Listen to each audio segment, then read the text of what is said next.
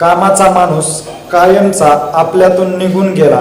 अजितदादा यांच्या अकालीन निधनामुळे बीड जिल्ह्याचे विकासाचे स्वप्न जे आहे ते स्वप्नच राहिल्याचं पाहण्यास मिळालेले आहे.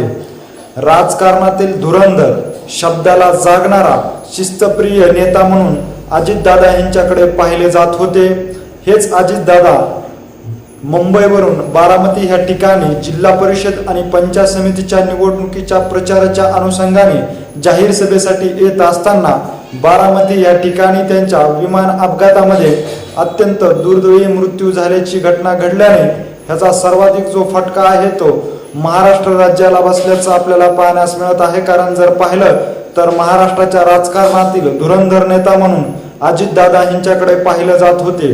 अजितदादा यांनी बारामती व पुणे जिल्ह्याचा विकास कशा पद्धतीने कायापालट केलेला आहे हे आज आपल्याला सर्वांना पाहण्यास मिळत आहे. बीड जिल्ह्याचे पालकत्व स्वीकारल्यानंतर अजितदादा यांनी बीड जिल्ह्यातील विकास कामांना गती देण्याचं काम केल्याचं आपल्याला पाहण्यास मिळालेलं आहे. स्वर्गीय गोपीनाथराव मुंडे यांनी बीड जिल्ह्यामध्ये अनेक विकास कामे केले. त्यानंतर त्यांचं केंद्रात आणि राज्यामध्ये सरकार आलं. बीड जिल्हावासियांच्या त्यांच्याकडून विकास कामाच्या आशा आणखी वाढल्या, परंतु नियतीला ते मान्य नसल्यामुळे अपघातामध्ये त्यांचं देखील निधन झालं आणि बीड जिल्ह्याच्या विकासाचं स्वप्न जे आहे ते कुठंतरी स्वप्नच राहिल्याचं पाहण्यास मिळालं. परंतु त्यांच्या अपघाती निधनानंतर पुन्हा एकदा बीड जिल्ह्याला विकासाला गती देणारा नेता म्हणून अजितदादांकडे पालकत्व गेल्याने बीड जिल्ह्याचे पालकमंत्री म्हणून अजितदादा हे काम पाहू लागले. याचबरोबर बीड जिल्ह्यामधील विविध विकास कामांना गती देण्यासाठी अजितदादांनी काळजीपूर्वक केंद्राकडे आणि राज्याकडे सातत्याने पाठपुरावा केला. इतकंच नाही तर बीड जिल्ह्यामध्ये अनेक विकासाचे कामं कशा पद्धतीने करता येतील ह्याची आखणी केली. इतकंच नाही तर बीड जिल्हा ह्या ठिकाणी विमानतळ उभारण्याचं अजितदादांनी ठरवलं. बीड ह्या ठिकाणी जर विमानतळ उभारणे केलं तर ह्या ठिकाणी अनेक उद्योगपती जे आहेत ते आपले उद्योग उभारणीसाठी विमानाने ह्या ठिकाणी प्रवास करू शकतात. त्याचबरोबर त्यांनी जर अनेक उद्योग ह्या ठिकाणी उभारले तर होतकरू युवकांना रोजगार उपलब्ध होईल. ह्या हेतूने अजितदादा यांनी बीड या ठिकाणी विमानतळ उभारणीचा प्रस्ताव केंद्राकडे पाठवला. ह्याचबरोबर बीड जिल्ह्यामध्ये 1355 विकास कामाचा शुभारंभ अजितदादा यांच्या हस्ते झाला आणि बीड वासियांच्या ज्या आशा आहेत विकासाच्या त्या आणखी वाढल्याचं पाहण्यास मिळालं. अजितदादा यांनी 1 वर्ष जवळपास 9 दिवस पालकमंत्री म्हणून त्यांनी बीड जिल्ह्याचं हे जे काम पाहिलं आणि ह्या कार्यकाळामध्ये त्यांनी अनेक विकासाच्या कामांना गती दिल्याचं पाहण्यास मिळालेलं आहे. कित्येक वर्षापासून बीड रेल्वेचा प्रश्न खितपत पडलेला होता. स्वर्गीयवासी गोपीनाथराव मुंडेंचं जे स्वप्न होतं ते पंकजा मुंडे आणि प्रीतम मुंडे यांच्या माध्यमातून पूर्णत्वाकडे जात होतं, परंतु बीडकडे रेल्वे कधी येणार अशी आशा लावून बसलेल्या बीडकरांना अखेर अजितदादा यांनी बीडला रेल्वे दाखवल्याचं आपल्याला पाहण्यास मिळालेलं आहे. अजितदादांनी पालकमंत्री पद स्वीकारल्यानंतर बीड पर्यंत रेल्वे आल्याचं आपल्याला पाहण्यास मिळालं. रेल्वेपर्यंत आलेला विकास जो आहे तो विमानापर्यंत कशा पद्धतीने घेऊन जाता येईल यासाठी देखील दादांनी नेहमीच बीड जिल्ह्यासाठी पाठपुरावा केल्याचं आपल्याला पाहण्यास मिळालेलं आहे. बीड या ठिकाणी दर्जेदार रस्ते, विमानतळ, आरोग्याचा प्रश्न जर वेळेत मार्गी लागला तर बीडचा नक्कीच विकास झाल्याशिवाय राहणार नाही. इतकंच नाही तर गेल्या 35 वर्षापासून क्षीरसागर कुटुंबाच्या ताब्यामध्ये बीड नगर परिषद होते. बीड जिल्ह्याला बारामती करायची असेल व बीड शहराला आणखी बारामतीपेक्षा मॉडेल करायचं असेल तर बीड नगर परिषद माझ्या ताब्यामध्ये द्या. बीड जिल्ह्याचा आणि बीड शहराचा विकास केल्याशिवाय राहणार नाही असा शब्द अजितदादा यांनी बीड नगर परिषदेच्या निवडणुकीच्या पारला होता.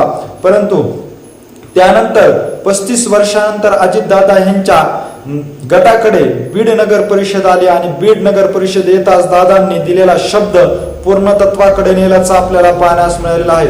22 कोटी रुपयाचा निधी देऊन विकास कामाला गती देण्याचं काम अजितदादांनी केलं होतं. बीड जिल्ह्याचा विकास कामाचा कायापालट अजितदादा नक्की करतील. ह्या ठिकाणी दर्जेदार हॉस्पिटल असतील, दर्जेदार काही सुविधा ज्या असतील त्या मिळवण्यासाठी अजितदादा नक्कीच पाठपुरावा करतील. कामाचा माणूस म्हणून अजितदादाकडे संपूर्ण जिल्हा पाहत होता, परंतु नियतीला हे मान्य नसल्याचं पुन्हा एकदा आपल्याला पाहण्यास मिळालेलं आहे आणि 28 जानेवारी रोजी अजितदादा यांचं विमान अपघातामध्ये अकाली निधन झाल्यामुळे बीड जिल्ह्याच्या विकासाचं जे स्वप्न होतं, दादांनी जो विकास करण्याचा बीड जिल्हावासियांना आश्वासन दिले होते त्याची पूर्तता नक्की होईल अशी आशा होती, परंतु अजितदादा यांच्या अकाली निधनामुळे बीड जिल्ह्याचे विकासाचे स्वप्न हे स्वप्नच राहणार का असा देखील प्रश्न आता अजितदादा यांच्या निधनानंतर आता बीडवासियांपुढे उपस्थित होताना पाहण्यास मिळत आहे। दादांनी विकास कामाला दिलेली गती आता पुन्हा बीड जिल्ह्यासाठी कोण विकास कामाची गती पुढे नेईल असा देखील प्रश्न उपस्थित केला जात आहे। एक धुरंधर नेता जो आहे तो ह्या महाराष्ट्रातून गेला आहे, परंतु ह्याचा सर्वाधिक जो फटका आहे तो बीड जिल्ह्यावासियांना बसल्याचा आज प्रत्येक बीड जिल्ह्यावासियातील नागरिकातून आपल्या भावना व्यक्त केल्या जात आहेत।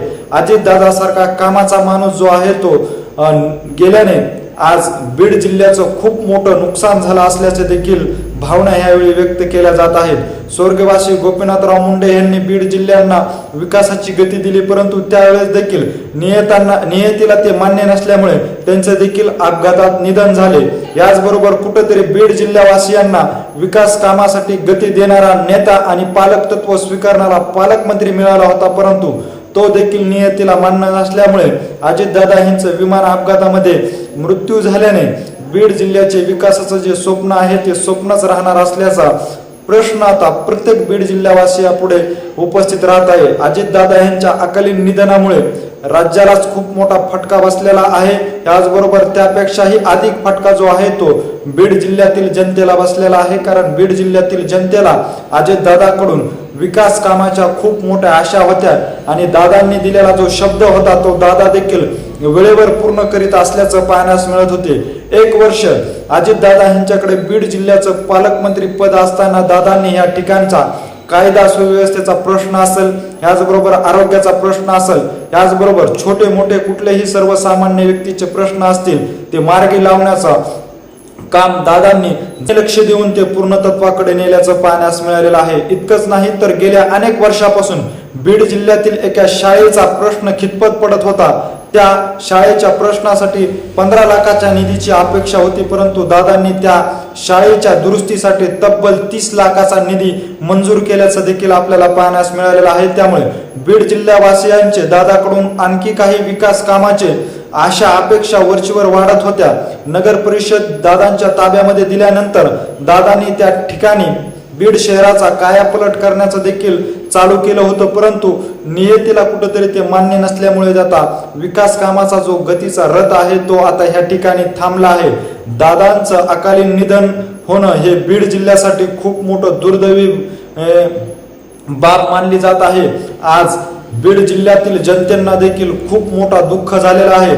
अजितदादा यांचा विमान अपघातातील दुर्दैवी मृत्यू होणं ही बातमी बीड जिल्हावासियांच्या कानावर पडताच बीड जिल्ह्यामध्ये हळहळ व्यक्त केली जात आहे।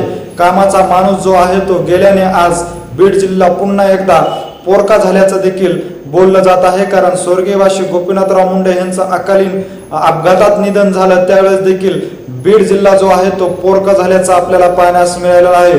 त्या पोरका झालेल्या जिल्ह्याला पालकतत्व आणि पालकमंत्र्याच्या रूपाने कामाचा माणूस म्हणून, शिस्तप्रिय माणूस म्हणून, राजकारणातील धुरंधर जो पोटात आहे तो ओटात असणारा नेता म्हणून अजितदादाकडे पाहिलं जात होतं। तो नेता जो आहे तो बीड जिल्ह्याच्या पालकमंत्री पदावर विराजमान झाल्यामुळे बीडवासियांच्या विकासाच्या आशा आणखी वाढल्या होत्या, परंतु त्या आशा आज केवळ आशाच राहिल्या असल्याचं देखील आपल्याला पाहण्यास मिळत आहे। दादाच्या अकाली निधनामुळे बीड जिल्हावासियांना खूप मोठा फटका देखील बसल्याचा भावना ज्या आहेत त्या बीड वासियातून व्यक्त केल्या जात आहे।